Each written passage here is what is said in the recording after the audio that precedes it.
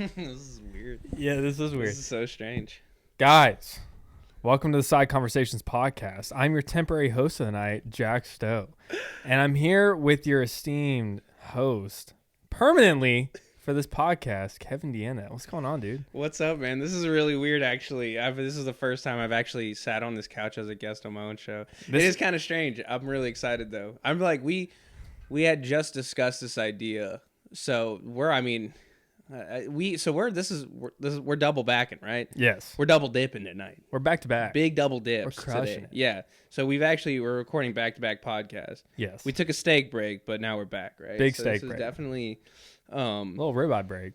Yeah, pretty intense. I'm actually we came up with this idea about switching things up a little bit to talk, I guess. So I don't know. I'm just nervous. I'm all types of emotions. Well, you shouldn't be, and here's why. So the reason why we're switching is because I think your audience out there doesn't truly know who you are. And what I want to bring to light is your podcast is all about having conversations with people in different facets of life and how they've overcome obstacles, so on and so forth, what they've done in life to get to where they're at, right? Right, yeah. You are at a point in your life where you've taken what cards you've been dealt, doing what you got to do, moving through obstacles, and you're where you're at now, and that's what we're focusing on today. True. Yeah, no, I definitely feel like it's we touched lightly on a piece of why I was gone for a while, but no, I definitely feel like there are people here who listen to the show who are longtime friends. So, absolutely, shout out to you guys. I'm really glad you guys are still listening. I see that you guys are still listening, but also I definitely feel like you're right. We've picked up a lot of new listeners. Believe me, all you guys out there, I see that you guys are listening. And I so think many different countries. Yeah, and I definitely feel like it'd be good to let you guys kind of know, I guess, kind of where I'm at or who I am, really. So I'm just really glad. I feel like you've given me an opportunity, so thanks. Absolutely. All right. So the only way that we can do this is I want to give a couple of few minute snapshots of where we are and how we got to where we're at today. So 100%. Give me a 2 to 3 minute snapshot of your upbringing, your kind of young life into pre-military life. Yeah, absolutely, man. So I was born locally in Dallas. I was born there. Mom and dad were together. I had an older sister, 3 half brothers, a half sister. And things were really cool. My dad was very busy. He was working a lot. So my mom kind of helped raise us through our early years. And then after that, my parents kind of split up when I was 6. Well, they didn't kind of split up. They got divorced. So legally they split up. That kind of moved me across the country. I left my father and moved in with my mom and my sister in Michigan. Lived there for a few years, came back home to my dad. And my new family, which was great. My stepmom, my sister, and my stepbrother. They were great people. Got to live with my sister again because she came home too with me. We lived there for a while. Dad was doing really well. Had a really good job. Can't say my life from birth to about 13, 12-ish was chaotic with like family drama, but I was well taken care of. You know what I mean? Yeah. And then I'd say I was 13. And my dad he was a VP for a communication branch network, whatever. And they had a really big layoff. This was when everything was kind of hitting with the market, when it was finally kind of collapsing. And 2008 time Yeah, frame. 2008, 2009. So things were just falling apart, and a lot of companies were getting rid of people, sure. Which I had no idea of. I'm too worried about, long division and multiplication and shit like that. Yeah. So I don't even really understand. Math for dum-dums. Yeah, pretty much. My dad comes home one day and he's like, "Hey, things are going to start changing around here." And you're like, this math homework's pretty shitty. So yeah, and I was like, I don't really know how I can recession shit up. Yeah, I was like, I don't know how I can get much worse than this, right? Long division's hard. So no question. Yeah, so we did that, and things we downsized, and then we eventually ended up going from apartment to apartment, house to house. We ended up living with this one dude for a year who let us stay there and took care of us. Shout out to that guy if he's out there, Brian. Sir, you're great, man. You definitely took care of us, so shout out. Yeah, man, and I worked from 15 to 18 all the time. I always had a job, constantly working in either retail or food. Did you need to work? Yeah, most definitely. So with the fact that my dad had lost his job, so he started working multiple jobs when I was younger, Sure. or like kind of getting in my teenage years, at least 2 jobs at a time. So it was always good for us to work. He encouraged us to get jobs. So either we had our own money, but a lot of the time that money was kind of going out, and it was like, okay, what do we need? Do we need stuff like supplies? A couple times my dad's been like, hey, I need, a couple hundred so we can make a car payment, or we got to do something. So yeah, working was definitely, I mean, he couldn't do it on his own. And I mean, we were fully capable, so we might as well have gotten up. He definitely raised us in a way that was like, hey man, you're going to work. At some point, you have to put in work, right? But it didn't feel necessarily, from what I'm getting from you, it didn't feel like a burden as much of just like, oh, this is just what we do. Yeah, well, I mean, there was definitely the feeling that I knew we were broke. You know what I mean? Sure. I made the realization pretty early. There were a few times where me and my sister did homework in the dark. You know what I mean? Yeah. And I knew it wasn't a normal thing, right? Nobody goes to school and talks about how did you know that it wasn't a normal thing?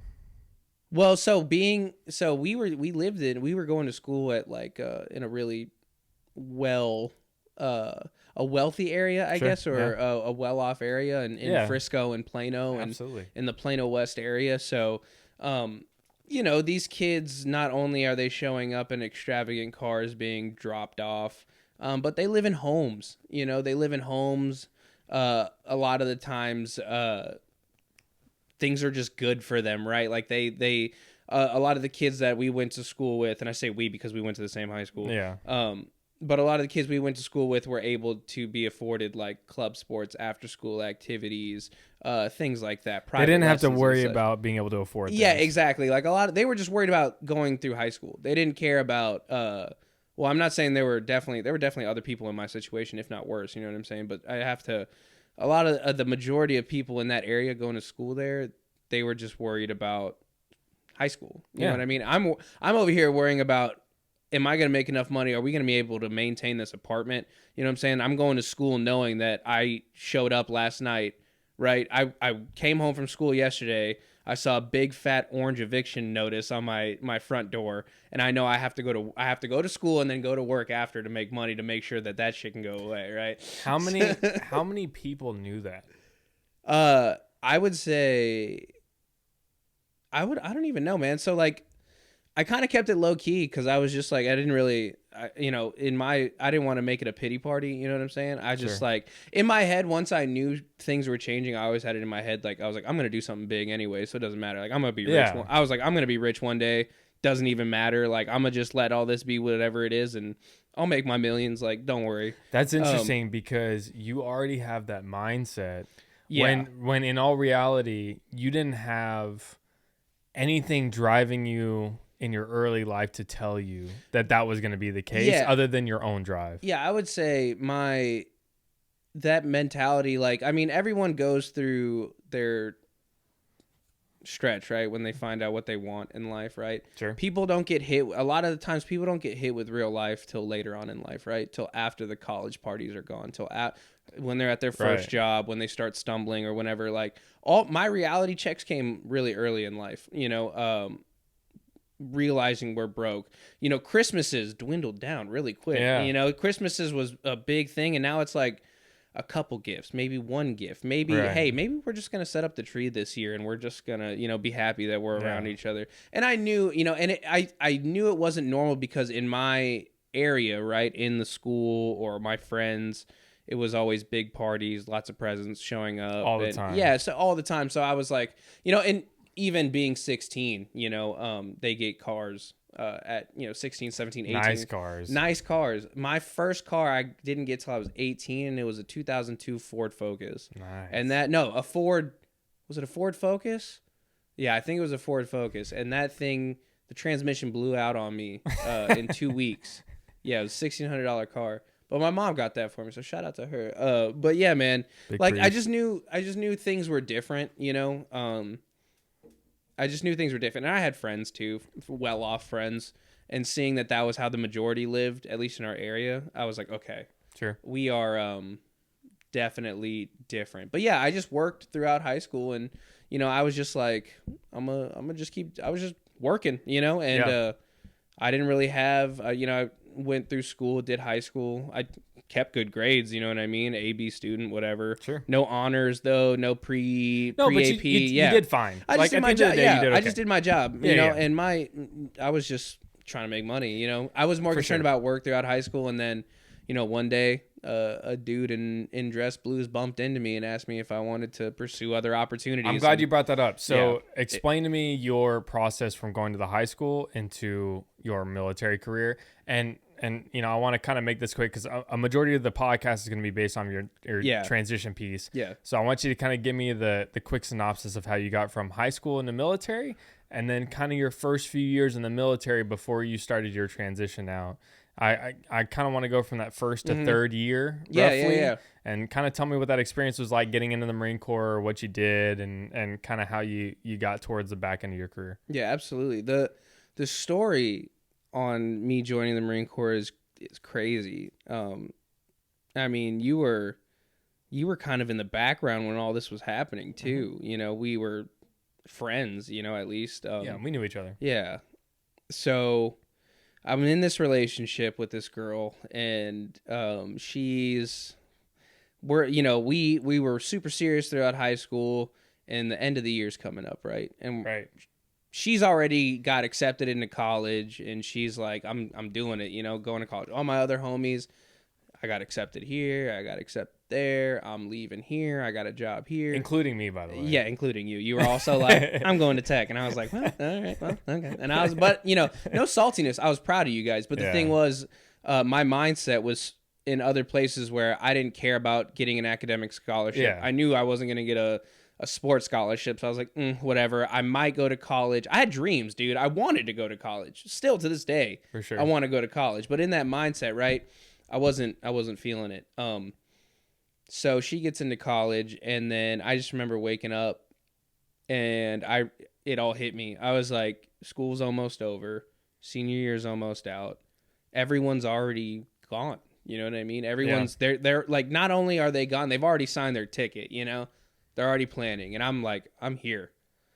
And then I had the thought process. I was like, am I just going to end up like, you know, the guys that I work for right now, my direct supervisors at my fast food jobs or my retail jobs. And the funniest part about all of that is it doesn't matter if your town is 2,000 people or 250,000 people. It's the same loneliness. Yeah, it's the same stuff. And I was like, man, I'm going to be stuck here. And I was living in a 1-bedroom apartment with my dad and my sister. They were nice enough to afford me the bed, but my sister and my dad both slept on the couch. And sometimes my dad slept on the floor. And I was like, and you know, we had been evicted multiple times. We had all these money problems, and I was like, I need to get out of here for my own mental health. But if I need to get out of here and either do, because at the time I was pursuing a music career, right? And I was like, this is my big ticket out of here, but it's gonna be way harder of a grind. You know what I mean? And I needed that immediate. You know, I needed something big. I needed something quick. So yeah, you know, I pretty much woke up in like this crazy panic attack that I was like, my life's going nowhere. And I had finally accepted that. From our last podcast, we talked about that realization, right? I had that realization. I was like, okay, I'm going nowhere. Everyone else is doing something, right? And I came in with a super clouded mindset, went to wrestling practice, and a recruiter, Staff Sergeant Lee at the time, Staff Sergeant Lee, just bumped into me looking for another dude who was getting recruited.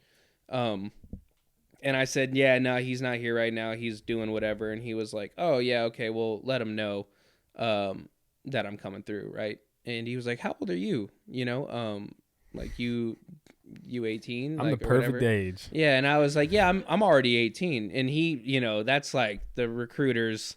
Wet dream. Yeah, dude, they love hearing that phrase. 18, yeah, about I'm to 18. graduate. You can see my levels, right? Yeah. Okay, for sure. Yeah, okay, yeah, we'll edit this part out. But yeah, no, so back to it. So I tell him that I'm 18, and he's like, well, hey, you know anything about the Marine Corps? And I go, yeah, my dad was a Marine. He's really? You know? Who would have thought? Yeah, who would have thought? You know, so he knows I'm a perfect target, right? You so instantly went to the top of the stack. Yeah. And I mean, dude, to be honest, I didn't think in my head, I wasn't like, ooh, I'm about to be Master Chief, Super Soldier, Navy SEAL, fucking whatever. It wasn't in my head. I just thought, okay, this was like in the way, way back of my mind to be one in the military, let alone a Marine. So you know what I mean? That's a really good point to bring up. Did you, at any point in your time growing up, did you ever look at your dad's Marine Corps service and say, I could see that? Yeah, dude. I definitely, I mean, he's even told me too. He told me before, he was like, he's like, I always knew it was probably it was like a 50-50.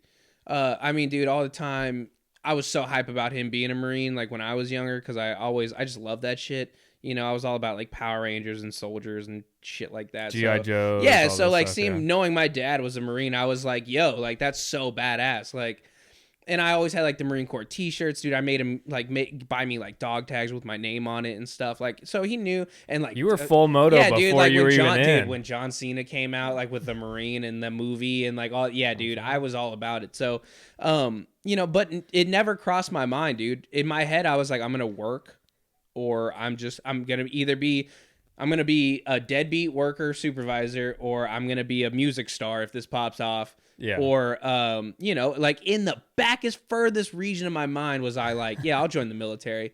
But right then and there, dude, I woke up like that morning. I woke up in a panic. He presented me the opportunity, and I just said, "Here's my number. I'll talk to you after school." And he was.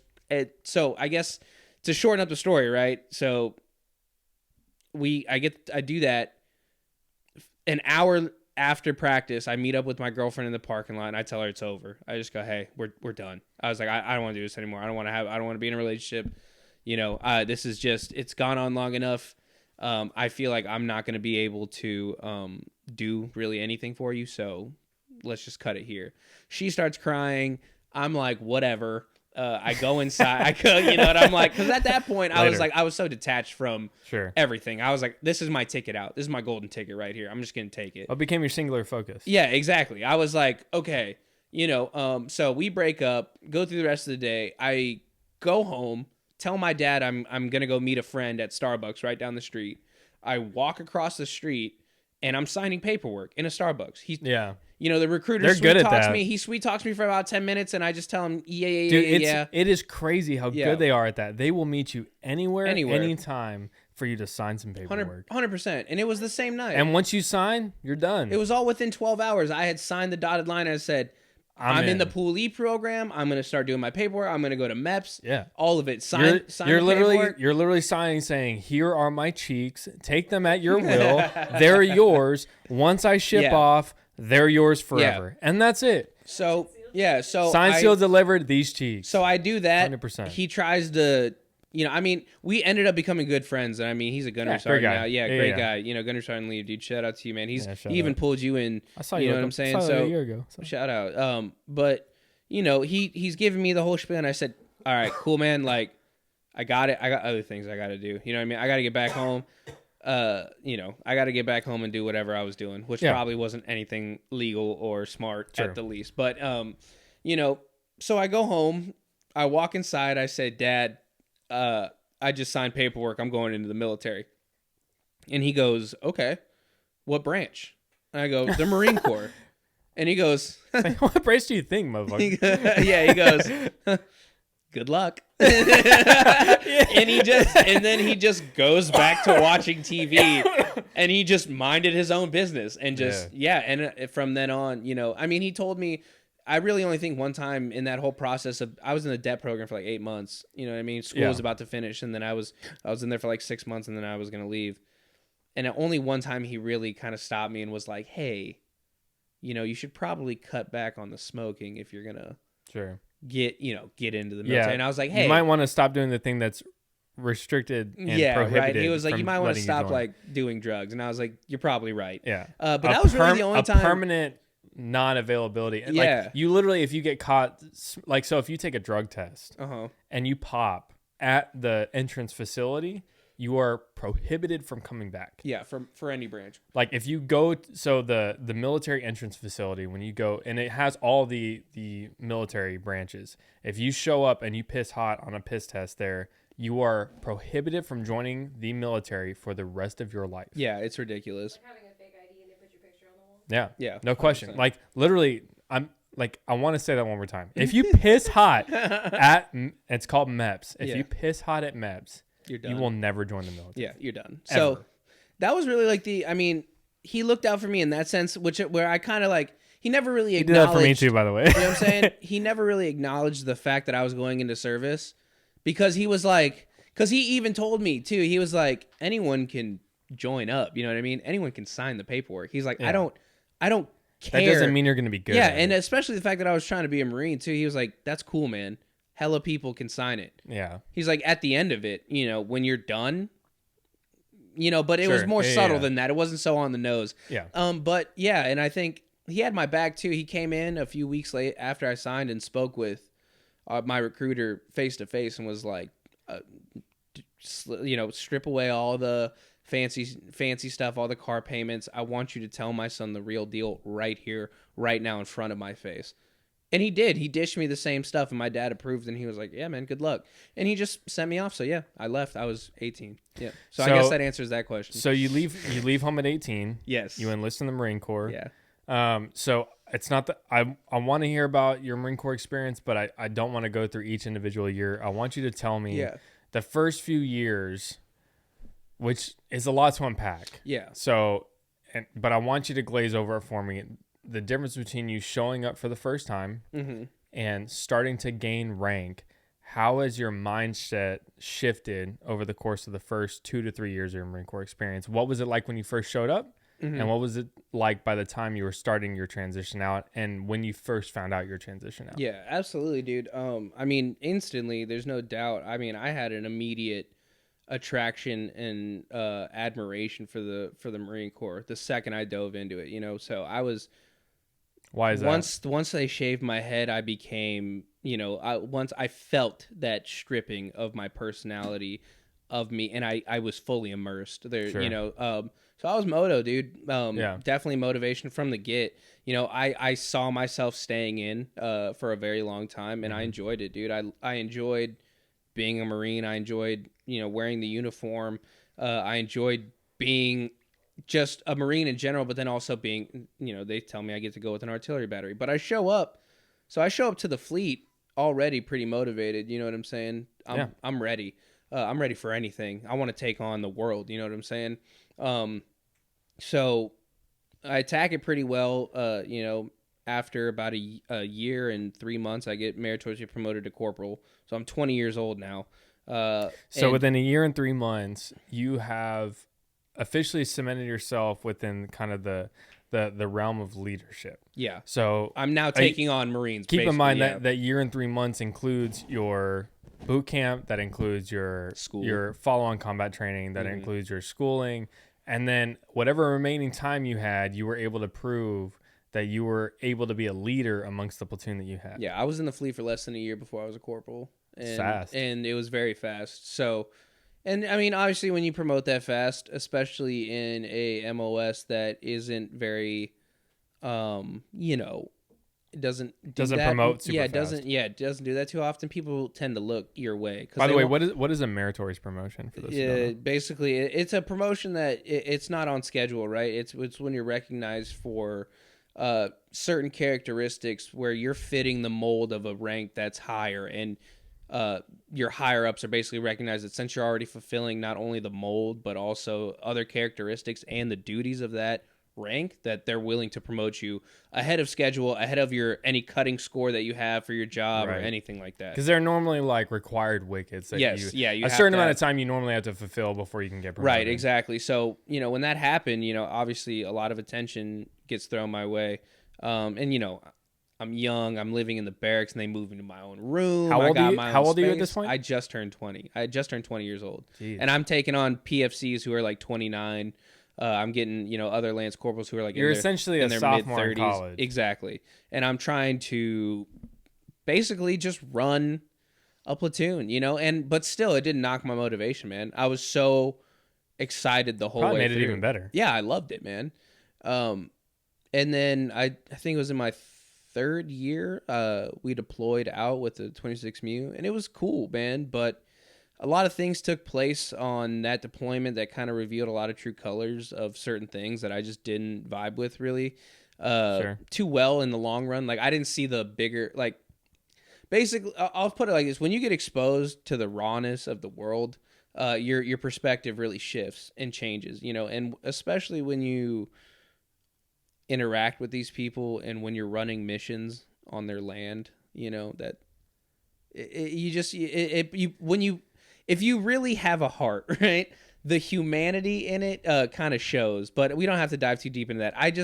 A lot of things happen. You get to see how the world works. Yeah, I saw how the world works, and then I just try to look at not just myself, but I wanted to look at the military through a third, you know, from a third perspective, like an outside lens, kind of check out where I'm at, see where my mentality was at, Sure. how I'm viewing the world. And I realized I was really negative, you know, but a lot of the things I experienced in the military were also pretty negative. Now, that's to each his own. Everybody's military. I would say, regardless of your military service, especially in our branch, a lot of things you encounter are negative. And by the way, a majority of your experience is negative, but you get fed a few really positive things. And that's what keeps bringing you back. Yeah, absolutely. And, you know, I saw a lot of the things that just didn't mesh well with me. And I had a really big moral decision to make, right? I was kind of teetering on how I wanted to do things because I still had a love for the Marine Corps. I loved being a savage. I loved pushing the limits every single day. I just loved that lifestyle. So talk about that. Talk about that a little bit. Yeah. You talked about, you know, kind of being a savage, being on kind of being super gung ho, whatever that fucking means to certain people. I want you to tell me, what did it mean to you on the back end of your career before you were decided you were transitioning? What did it mean to you to be a Marine? Yeah. Yeah, so, I mean, the thing about being a Marine is, to me, was always just, one, be dependable, but two, be effective. You know what I mean? If you can show me that you're effective, then, I mean, hell, we're working towards the same thing. Like, from anything from a squad to a platoon to a battalion to a company, whatever, you know what I mean? You all have a common goal, the same goal. And if you can help me achieve that and make my life easier, and I can help make your life easier, you're being effective. You know what I mean? And also, when I stumble because I know I will, and when you stumble because I know you will, I can back you up and you can back me up. You know what I mean? And then it also comes down to that saying, like, hey, if I get hit, right, and I got a bunch of body armor on me, I got a pack on me, and I got a rifle on me, I don't care who you are, where you've been, what you've been through, any of that. If you can pick me up and just pull me 200 yards, hey, that's all I need from you. I'll do the same for you, right? And also, be the reason that I get to go home. Exactly, right? Because that goes from whether it be, you know, you're talking like combat or just at the shop bullshitting. It doesn't matter. As long as I get home, don't have me here till like 9:30 at night playing fuck games with Sergeant whoever the fuck because we can't get our work done. You know what I mean? So that's what it was to me. And also, I mean, there's definitely a physical bias in it, you know. For sure. At the time, too, I was definitely into physical fitness a lot heavier than I was prior, you know, powerlifting, trying to bodybuild, things like that. So I was just like... And why were you? Because I just wanted to be, I don't even know, dude. I was on a real, I mean, when I was powerlifting, I really just wanted, I was very angry. So I wanted to dig into that because I think that plays hand in hand into the persona. Yeah, absolutely. So much of the Marine Corps experience is derived from the idea that we are the best. Yes. And with that comes a lot of guys who, when they go to the gym, when they go run, when they go do whatever they do, and honestly, it doesn't even have to do with physical fitness all the time.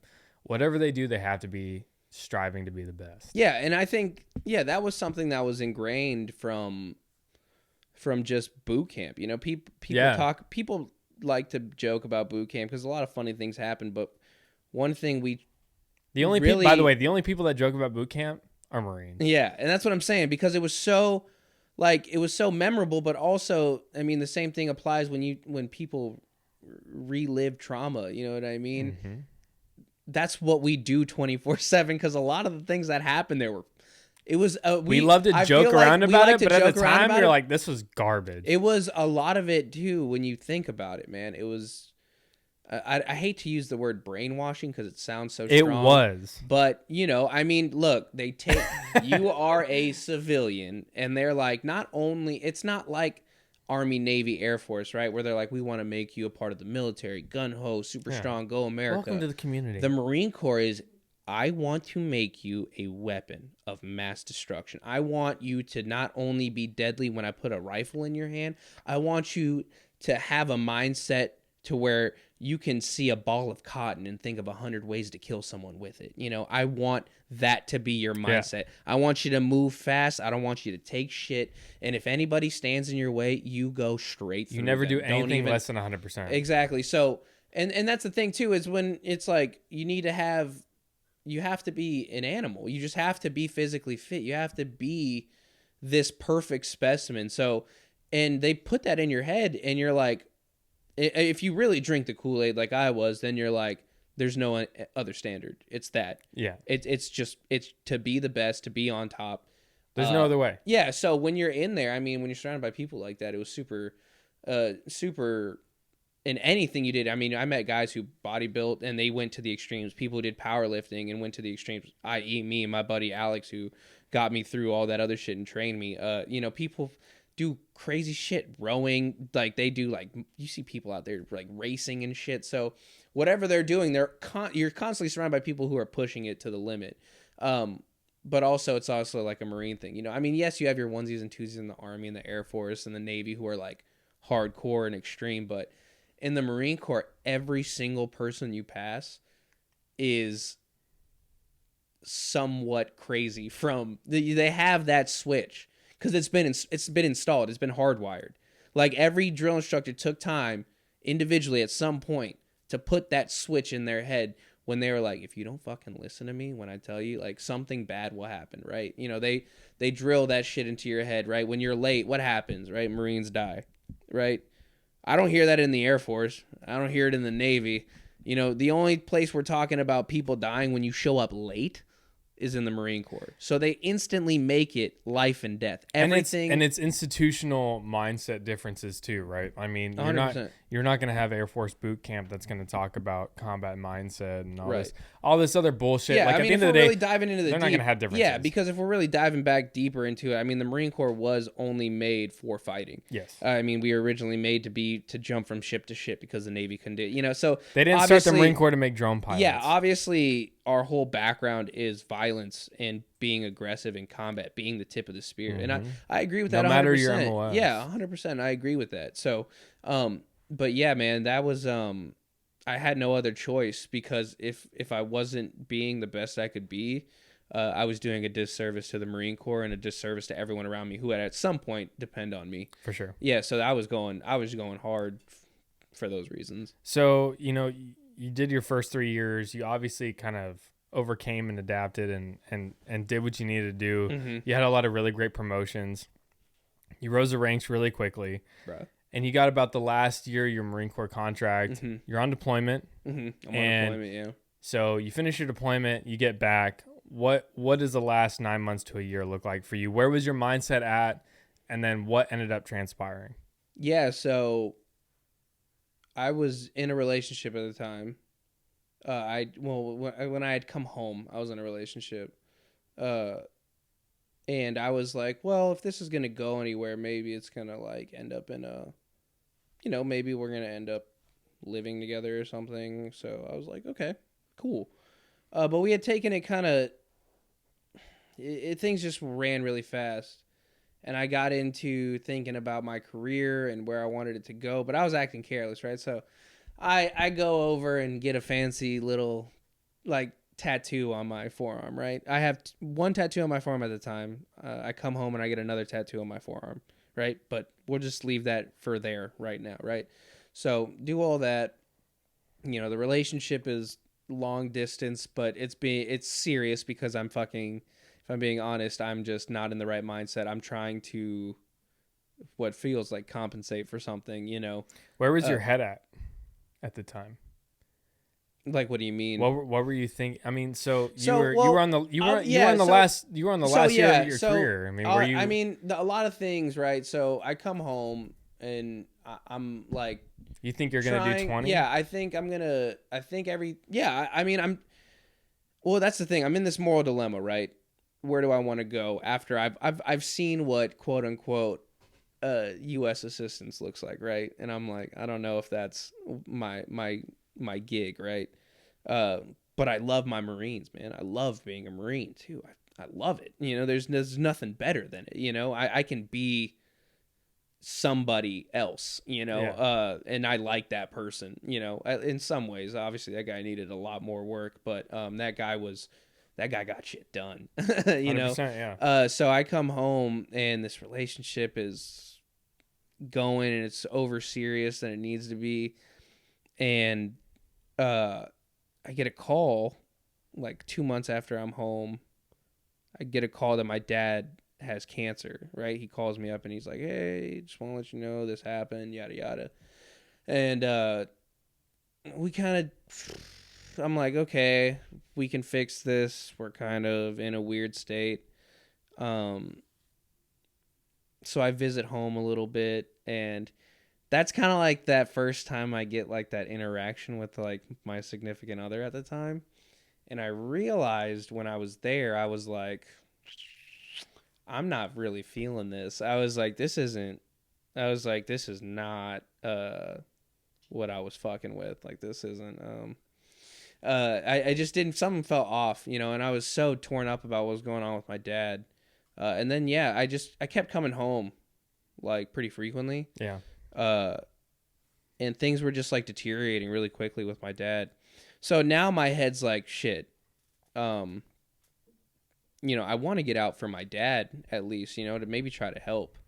But also at the same time, I'm so deep into this relationship that now I'm starting to make sacrifices that I shouldn't have made. You know what I mean? At least sacrifices that weren't worth it. You know, obviously in your career? In my career, 100%, because now I'm talking about, you know, I have my dad, you know, an obligation to go home because my father. And then, you know, I'm also like thinking that this relationship's going to work out and that this will be a way that I can be like happy and whatever, like, you know, all that other bullshit. You know, like I'll be like, oh, I'll have a support system, you know, I'll be fine. And like, things are decent, I guess. Or, so I'm like, you know what, man, I kind of want to get out now, you know, and I was using more of the fact I was kind of like, I need to get out for my dad, you know, but also I was like, well, you know, I can have a happy ever after, right? You know, a decent, because I didn't see it happening there in the Marine Corps anymore. So it was tough to let it go, you know, so I'm in a spot where I'm like, fuck, I have to choose right now, right? I'm either going to choose this girl and, you know, my family, I guess, to go home, or I'm going to choose, you know, in my head at the time, I was like, my Marines, my company, my country, all this stuff, you know, my career, that, because I still had plans, you know, I wanted to pursue going further in the ranks. I even thought maybe I should try out for special forces or something, you know, just pipe dreams, you know what I'm saying? Just stuff that was in my head that I still wanted to do. We had options. Yeah. And I still had stuff that I wanted to do, and I truthfully somewhat enjoyed it a little bit, you know what I mean? Part of that is too that once you leave it, it's so much harder to get back. 100%. Yeah, and when you're already in the military, yeah, everything is all these opportunities are so close. And you could literally train for a few months and go do these opportunities, but once you leave the military, now you're on the other side of the earth. Right. Yeah, and I'm saying, so, and that's the thing, man. I went through the whole reenlistment papers. I had the must retains. I had the ones. I was a tier 1 Marine. All that. I was golden stars all throughout my charts. You know what I mean? You were a stud that had to be retained. Yeah, every single person in my command said, we want to keep you in the Marine Corps, and not even that, like, we want to keep you here. So this all happens. I turn in my paperwork to my reenlistment guy. And he sees my tattoos and he asked me if any of them are registered or documented. And I was like, no, because I can cover them up with my hand. it turned into this whole big quote unquote misinterpretation with tattoos and whatnot. And it became this real big deal, and I had to submit paperwork and go get documentation photos. And at that point, I was so stressed out with my dad being sick, and then me being in a relationship that I knew I wasn't really vibing with. But I knew I just had to leave, right? So I just said, if this guy's gonna give me a hard time about the military because I'm just trying to, I was like, why won't you just let me live, bro? Like, I am just a guy trying to stay here because I feel like I can do something. And by the way, you're also thriving. Yeah. Like, it's not like you're barely meeting the standards. Yeah. You're crushing and I feel like if I just would have submitted my paperwork, if I would have finished it, I would have been fine. But the thing was, I made the choice. I said, you know what? I'm going to pick my dad. I'm going to pick the girl. And I'm just going to go do that. For sure. But yes, my situation is very odd and weird, but it's no different than anybody. I mean, regardless, I got out of the military. Just like it wasn't under any other like crazy circumstance or like discharge. My discharge was regular. My EAS was normal. I just got out of the military and went into a life that was. Yeah, so you finished your contract, you got out honorably, you did your time, the whole nine. There's nothing crazy about it. At the end of the day, you did your time, you did it well, and you did it honorably, and you got out under honorable. You had an honorable discharge. Yeah. Which is different than just under honorable conditions. You have an honorable discharge, the highest discharge you can get. Yes. Which basically means you didn't fuck up, right? Yeah, I didn't do anything bad. You did what you were required to do, and you didn't fuck up. Pretty rad. Right? Yeah. All right, so pretty cool. So we've already talked about kind of where you came from, your military service. So now we're getting into the part that I really want to talk about. Okay. So walk me through what the first 6 months of your transition out of the military was like. Yeah, man. So getting out of the military, right? You go to class or whatever. So while you're in the military, they're going to send you this class, right? TRS is what we called it. It was transition readiness. And basically they're just people who talk to you about the outside world. They talk to you about how to build a resume, how to incorporate job skills into the real world. They do a job fair, all that stuff. So they really kind of just give you the opportunity to kind of get yourself out there.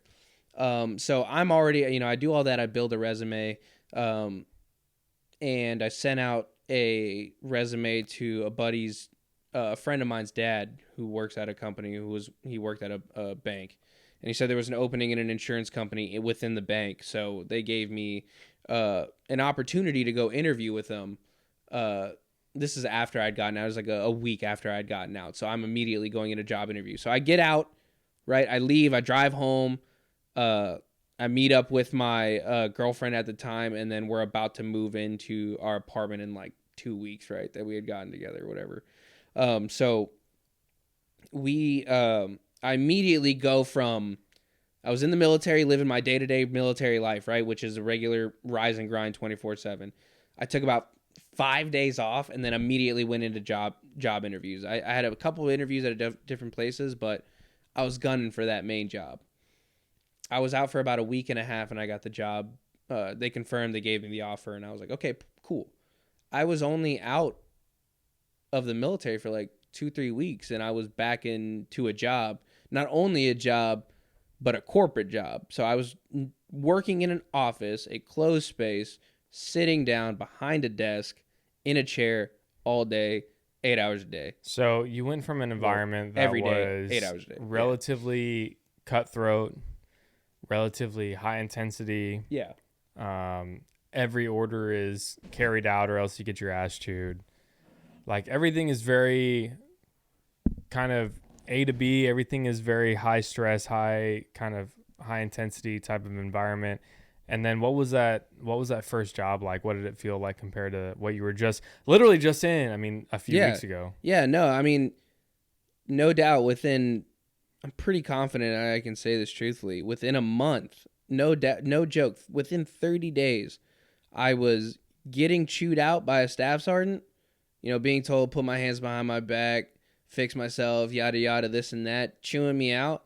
And within 30 days, I was sitting in an office getting complimented on my freaking comb over and my collared shirt and how fast I can type.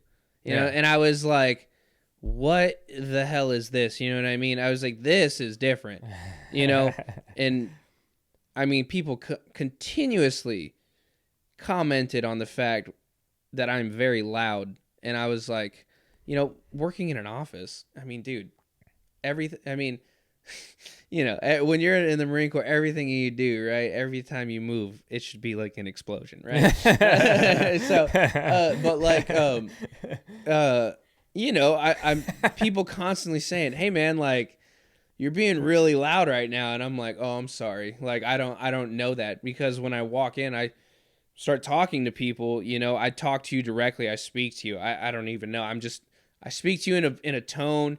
That is just like acknowledging my presence. I'm showing you I'm here.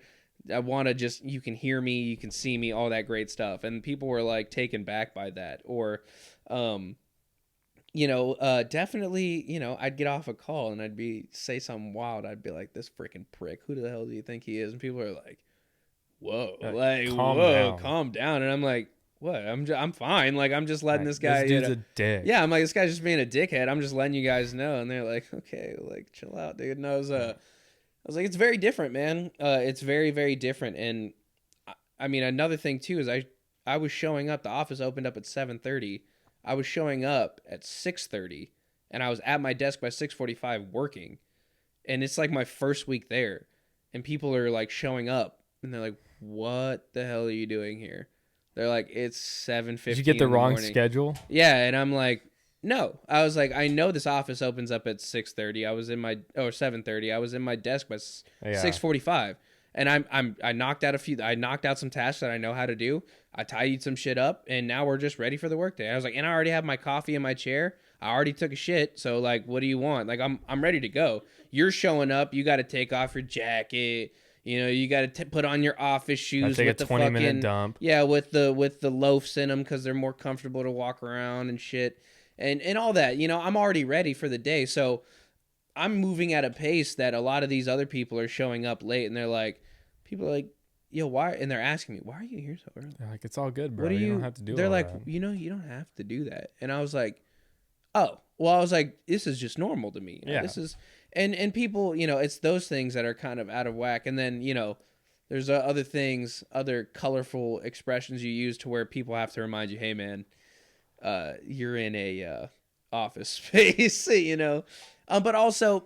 Yeah, you can't call everybody a fucking idiot. Yeah, and that was another thing, too, was accountability was so much... It was held differently. Yeah. Right? So, obviously...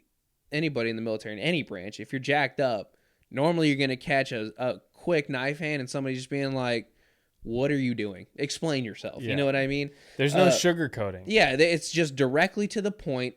Here's where I'm seeing you're messed up. What are you going to do to fix it? And it's usually very specific too, right? And if you're not going to do anything to fix it, you know what I mean? Then we're just going to do a few things that are going to tidy up that skill of yours, you know what I mean? For your own... incentive to be better. Yeah, we're just going to make a bunch of small tasks, and you're going to do all of them. Yeah, and then at the end of it, you'll be better at what I'm expecting. So it's very cut and dry, right? And in that environment, when somebody does something or, I'm trying to communicate a point, people are like, you have to bring it up differently. You can't present, your attitude, your tone, this and that. And I was like, well... The DOD's been saying I've been hot shit for a hot minute. You know what I mean? I've led Marines. Yeah. I've trained so many people, not only in my MOS, but in martial arts and everything. I was like, to me, I was like, you guys are down here. I'm up here, but it's flip flop. They're like, we are up here. You are down here. Sure. So I have to go back to that. Had to go back to bottom of the barrel. I had to take that step back and be like, okay, in this world, in this reality, in this sector, I'm a PFC. I'm a private. But what's funny is that you're not at the bottom of the barrel in all categories. You're at the bottom of the barrel in terms of your knowledge in that particular facet. And what's funny is as soon as you gain that knowledge, things change. Yeah. Because what you have above other people, and that's a vast generalization, but it's relatively true, is the work ethic, the discipline, Yeah. the drive to get there early, to do things all the way until completion, so on and so. Yeah. I mean, we And can go forever, and right? that's, and to be honest, that whole job, and I mean, it was just not me, Sure. and I realized nobody else was keeping up with me. It wasn't giving me anything back. Why'd you do it? I was like, I feel like I'm doing so much for this place, and it's just, you know what I mean? It's just going to be what it is. It's a corporate office where everybody pushes keys. No offense to anybody that's listening from the office. You guys are great, but Well, so I'm glad you brought that up though, because I want other people to hear this. Why did you decide to take that job? So, yeah, if I'm being 100% honest, right? I was desperate for a job because I hadn't planned on getting out, right? And all these things took place. I got weak, and I made a decision to get out. So I was desperate, man. I needed work. I applied to so many places. Was part of that maybe a little bit of pressure from the community that you came from to show that maybe you could get out and immediately work a decent job and make good money? I think we've talked about this too. I've always had a problem with people, especially the higher ranks, saying that you can't be jack shit when you get out of here. Yeah. I always had Which is an issue. I always had a real issue with that because I had seen it firsthand. My father got out of the Marine Corps and he made 6 figures. And I mean, like, that's enough for me, That's all I need right there. And so I had a real issue with that. So yeah, when I got told I was getting out, I didn't want to be like everybody else that got out. And I'm sure anybody who knows anybody who's gotten out of the Marine Corps or the military, when you're in the military with them, it's the same shit. Yeah, man, I'm gonna This is exactly how it is in the civilian world. Yeah, you're not gonna enjoy the same luxuries. The benefits aren't as good. And you're not just gonna make 6 figures. And I'm thinking, like, all the guys who tell me that they're getting out, they're like, I got a job lined up for me. I'm all good. I'm set. Or my dad's got a job for me. I'll be fine. Or, yeah, I'm going to be a car salesman. I was just like, not saying there's anything wrong with being a car salesman, but I'm just like, it's so like. I don't like car salesmen. Yeah, it's the typical, it's almost like an excuse, And I had pressure on me because I was like, to the guys, not only to the people who were like, dude, because also at the time I was doing the podcast and people were like, what do you think you are, like Joe Rogan? And I was like, I'll show y'all. Like, I got something for y'all. Yeah. So, so that was also driving me too from like a separate point, But yeah, man, I just, goodness gracious, man. I think when I took that job, I just needed, and it was well paying, so I could be like, hey, fuck boys, now that I'm getting out, I just want y'all to know I'm getting out and I have a well paying job. So it was almost kind of like, it was also a good way for me to be like, hey, like, look at me, I'm doing it. Like, I'm doing something. How much did you taking that job have to do with maybe your current family situation? Well, I knew it was going to be more money than going back and working retail. So I immediately took it. And because I was like, office job, I get to wear slacks every day. That means money, right? Sure. And it was good money, Yeah. So. But you didn't need a lot of money. But you knew that you could make extra money. I wanted a lot of money because my goal, I didn't need a lot of money. I knew I was going to be cool wherever I was, but I wanted big, I was thinking I wanted the big office with the view. I wanted all of that. And in the time too, I was in a desperate race against time to make a lot of money to try to take care of my dad. Why? You know what I mean? Oh, yeah. And I knew he was getting sicker and sicker, and I was like, I got to find a way to either pay to help him medically or take care of him or buy him a house or do all these things, all the things that I had planned for, right, throughout my whole life, with my dad being like my best friend. I was like, well, and being broke, man, we were broke together. You know what I'm saying? There's something different about when you're fucking broke as shit and you're sharing that last packet of ramen with your fucking old man. There's something different about that shit. And we've been through that bullshit together, and I was like, I'm gonna pay the favor back. So that's all in my head. I was like, if I stick at this corporate job right here, I'll be sitting in that VP spot at some point. I'll be making bank. Everything's going to be fine. So Yeah. I'm taking that, and I was just desperate for a job. Like any other lost Marine or anybody getting out of the military, I was just scared, and I took the first thing that looked decent to me because I thought it'll give me decent money, and I don't give a fuck about my happiness or anything like that. So I think part of that too is you kind of deal with a lot of bullshit in your time in the Marine Corps too, making way less money, and you're like, oh well, I can just deal with similar or less bullshit for more money. And it's all good. Yeah, no, I know what you mean by that. Yeah, I didn't. Dude, I could have lived off. I mean, I was just living off like $27K a year. You know what I mean? If real. It bumped me down to 25, I'd still do fine. Yeah, we're good. Probably wouldn't eat on Thursdays, but I'd be fine. You know what I mean? Whatever. So ramen. Yeah, and so I wasn't really tripping about it, but I thought, this would be the move, and I mean, I appreciate the opportunity that I was given, but to be honest, I took it out of desperation because I was just trying to not be like everybody else that got out and didn't amount to shit. I was really scared. So I just took whatever I thought was right. And that actually ended up being more of a mistake than just... And what's funny is, we can look on this in hindsight and it's obviously different. But what's funny is, you say you didn't want to be like everybody else, but that move was just like everybody else. Was just like everybody else Because I'd like to say the majority of guys who are getting out of the military do the same thing I did. They take a job that has a decent salary, and they know it's going to be they're comfortable. like, I can deal with so much bullshit. This won't be nothing compared to it. Exactly. And then 5 years down the road, they're upset. And that's what everybody did. Mine just happened to be at a different type of job. You know what I mean? And shit, man, I had so much also going on at the time too. My dad. So this relationship that I had gotten into didn't work out. Surprise, surprise, right? Who would have thought? Yeah, we were out. We were out of the house. Literally, I got out in like September. I was out of the house before I don't even know. I was out of the house. I had my own place before December of that year. You know what I'm saying? So let's really put that together. So I was like, whatever, I'm out. That sucked. There goes my...